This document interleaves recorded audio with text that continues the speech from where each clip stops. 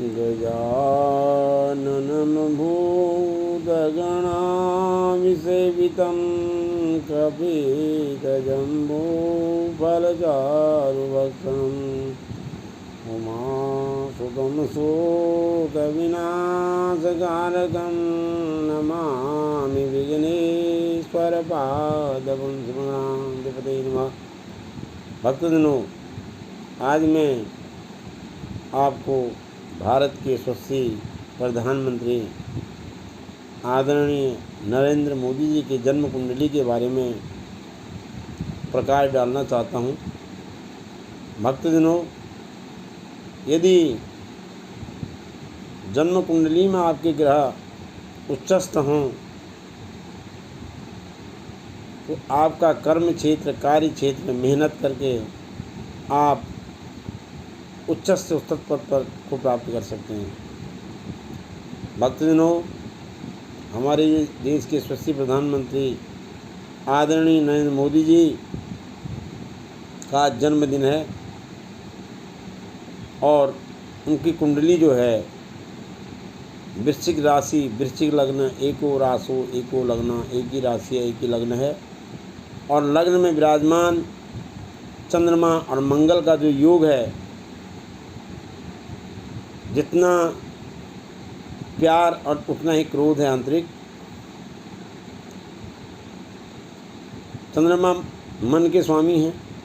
मन के आदरणीय मोदी जी बहुत ही उदार चरित्र हैं, उदार हृदय वाले हैं और मंगल होने के कारण चंद्र मंगल का जो योग लग्न में बैठ रहा है तो उनके सामने विरोधी किसी भी शब्द का उचित प्रयोग विरोधी नहीं कर सकता है, क्योंकि विरोधियों के सामने बुद्धि विवेक नहीं आ सकता है जो हमारे देश के यशस्वी प्रधानमंत्री के अंदर आ सकता है।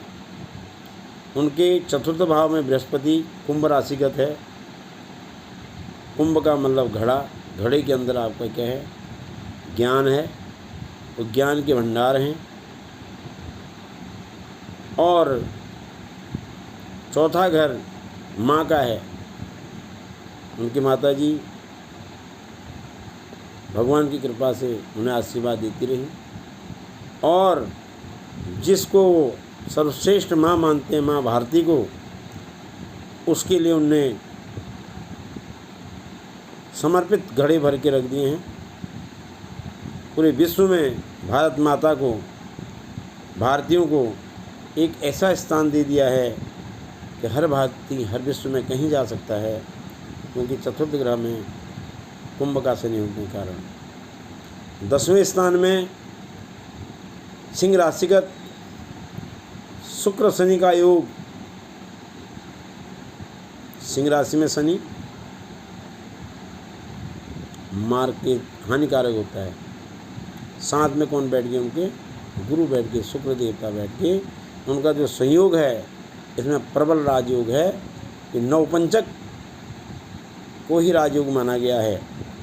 9वां और 5वें का जो अधिपत्य जो दर्शा रहा है वो 10वें घर में माननीय नरेंद्र मोदी जी को संपूर्ण विश्व का राजा बना सकता है, इसमें कोई दो राय नहीं है। भक्तजनों, उदार हृदय और अपनी माँ भारती के लिए समर्पित हमारे देश के प्रधानमंत्री जी का जो राजयोग है, यह 2030 तक एक प्रबल राजयोग है। 2030 तक भारत को विश्व विजेता बनाने में वो सफल हो सकते हैं, क्योंकि उनकी ग्रहों की जो स्थिति आज वृश्चिक लग्न होने के कारण, लग्न में मंगल होने के कारण, चंद्रमा होने के कारण और 10वें स्थान में आपका शुक्र शनि का योग, आज जो है कुंभ राशिगत शनि है। स्वराशिगत चतुर्थ भाव में आज उनका शनि बैठा हुआ है, जो कि विश्व विजेता का एक प्रतीक है। आय में सूर्य, बुध और केतु का जो समन्वय है, तो उनकी जो आय है वो अपने देश के लिए है, अपने राष्ट्र के लिए है, स्वयं के लिए वो अपनी कोई आय के बारे में कभी सोचते भी नहीं है। पंचम स्थान में मीन का जो राहु है वो विद्या और विवेक से परिपूर्ण है। राज योग के कारण विश्व में उनका जो अद्वितीय ज्ञान है, जप है, तप है, नेम है, आचार है, नित्य उनकी जो प्रक्रिया है, नित्य कर्म हैं, वो हमेशा उनके साथ चलते हैं। मैं एक शब्द कहने में अपने को गलत नहीं समझूंगा कि जो नित्य कर्म उनकी कुंडली में दिखाई देता है वही वो करते हैं, और जो नित्य कर्म करता है उसके सामने कभी भी शत्रु सिर उठाकर नहीं जा सकता है। सहस्त्र लोग यदि उनके सामने आ जाएं, हजारों लोग उनके सामने आ जाएं, लेकिन उनके अंदर इतना ज्ञान होता है, उनका जो नित्य कर्म का ज्ञान होता है, नित्य कर्म की ताकत होती है, भगवान के अंदर भक्ति भाव की जो ताकत होती है, उस ताकत के अंदर कुछ नहीं हो सकता है। 2030 तक आदरणीय हमारे देश के यशस्वी प्रधानमंत्री जी की कुंडली में प्रबल राजयोग है। सस राजयोग कहते हैं इसे। जो सस राजयोग है वो सहस्त्र साल भी राजा रह सकता है।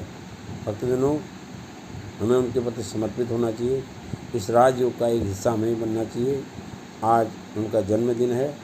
सभी देशवासियों को हमारे देश के यशस्वी प्रधानमंत्री के जन्मदिन की हार्दिक शुभकामनाएं।